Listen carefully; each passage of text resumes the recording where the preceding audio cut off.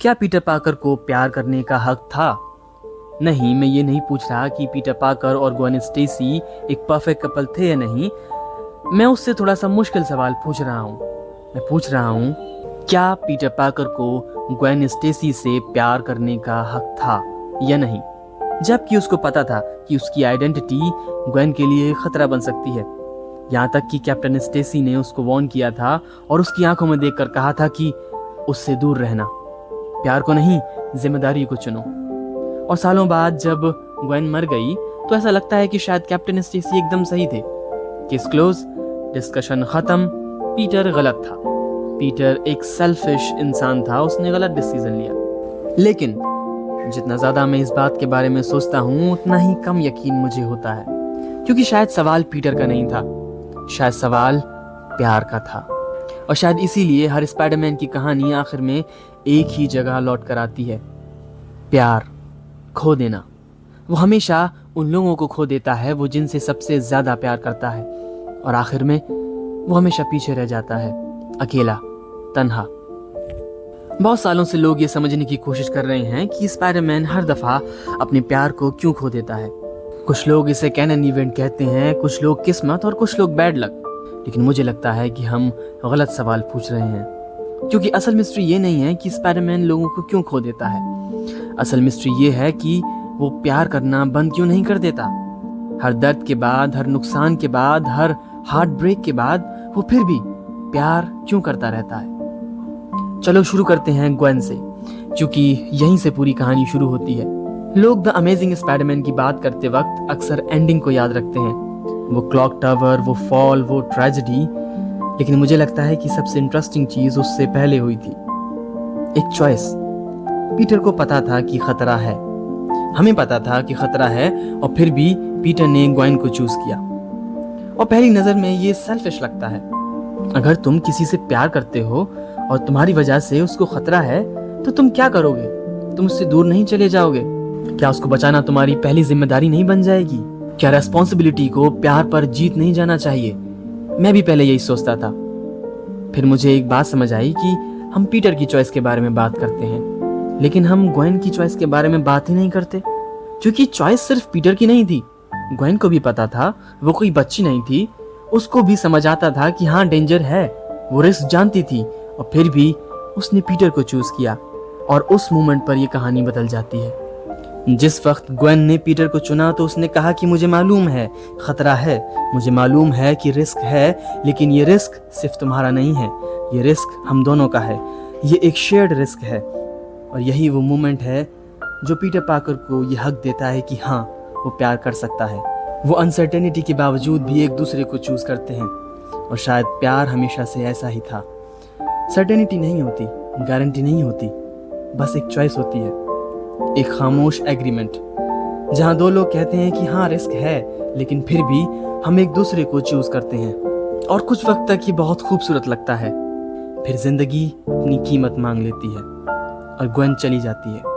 उसके साथ सिर्फ पीटर की खुशी नहीं जाती, उसका अपने आप से भरोसा भी चला जाता है, क्योंकि अब हर वार्निंग सच लगती है, अब हर डर सही लगता है, और पहली बार प्यार हिम्मत नहीं लगता, प्यार गिल्ट लगता है। और सवाल बदल जाता है। सवाल क्या मैं प्यार डिजर्व करता हूं से बन जाता है, क्या मेरी वजह से मेरे अपने लोग हमेशा हर्ट होते हैं। सालों बाद एक और पीटर पार्कर किसी और जगह, किसी और मल्टीवर्स में इस सेम सवाल का एक अलग जवाब ढूंढ लेता है। नो वे होम की एंडिंग में जब एमजे के सामने वो खड़ा होता है, जब उसको हर एक शख्स भूल चुका होता है, उसके पास मौका है वो सब कुछ दोबारा शुरू करने का, सब कुछ बता देने का, लेकिन वो नहीं करता, क्योंकि इस पीटर ने एक और चीज सीख ली है। कभी कभी प्यार किसी को चूज करना नहीं होता, कभी कभी प्यार किसी को जाने देना होता है। इसलिए नहीं कि तुम उनसे प्यार नहीं करते, बल्कि इसलिए कि तुम उससे बहुत प्यार करते हो, कि उनकी खुशी को तुम अपनी खुशी से बहुत ऊपर रखते हो।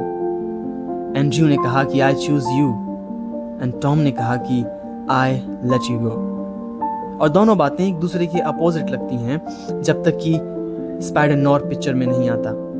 स्पाइडर नॉर्थ सबसे खामोश स्पाइडरमैन, सबसे थका हुआ स्पाइडरमैन और शायद सबसे ज़्यादा समझदार भी, क्योंकि उसने वो चीज़ समझ ली है जो कि बाकी स्पाइडरमैन अभी सीख रहे हैं, कि गम की भी एक उम्र होती है। पहले वो ज़ख्म होता है, फिर वो निशान बन जाता है और आखिर में याद।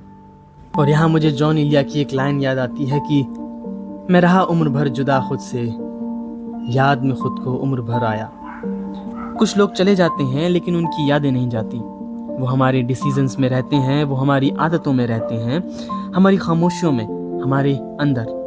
और स्पाइडरनॉर इसी स्टेज को रिप्रेजेंट करता है, प्यार के बाद वाली स्टेज। जब हम किसी से सेपरेट हो जाते हैं, उसके बाद वाली स्टेज, जहाँ सब कुछ खत्म हो चुका होता है और फिर भी कुछ बाकी रहता है। और तब मुझे एक बात समझ आई कि शायद ये तीनों स्पाइडरमैन अलग कहानी नहीं सुना रहे, शायद ये एक ही कहानी सुना रहे हैं, बस जिंदगी के अलग अलग स्टेजेस पर। एंड्रयू ने कहा कि आई चूज यू, टॉम ने कहा कि आई लेट यू गो, और स्पाइडरनॉर ने कहा कि आई रिमेंबर यू। पहले प्यार चूज करता है, फिर प्यार सेक्रीफाइस करता है और आखिर में प्यार याद करता है।